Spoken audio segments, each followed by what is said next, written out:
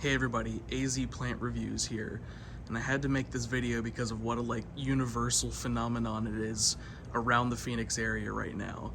Literally every time I go on a drive around a residential area, I'll see at least one very upset person desperately watering their ficus tree that has suddenly just shed all of its leaves.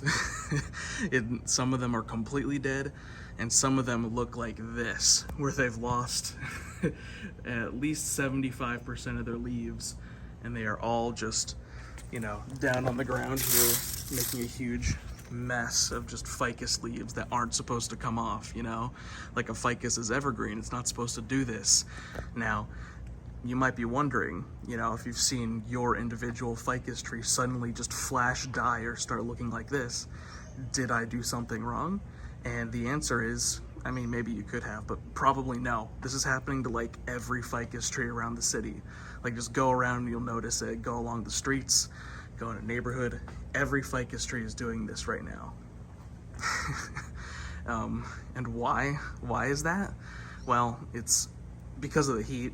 You've noticed this record-breaking heat wave has been going on, all these 115-degree days with no rain coming, and also the fact that the nighttime temperatures have been around or above 90 degrees for a long time. Today, as I'm recording this, is the first day under 115 degrees as a high and under 90 degrees as a low in a while. So trees that are not native to the Sonoran Desert are not used to that happening. They're not built for that happening, no matter how strong they are, and they go into defensive mode. When they go into defensive mode, they shed nearly or all of their leaves, and sometimes they live and sometimes they don't. This one will most likely live because of how fundamentally established it is. Look, this thing is huge.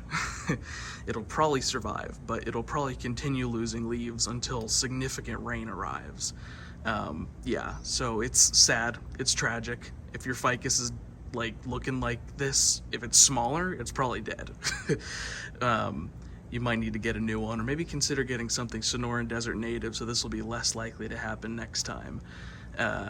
If this is an elm tree or something, there are diseases and stuff going around with them. I can make a different video about that if I see a good example, but I just wanted to make this in case anyone happens to see it and they happen to be going through this.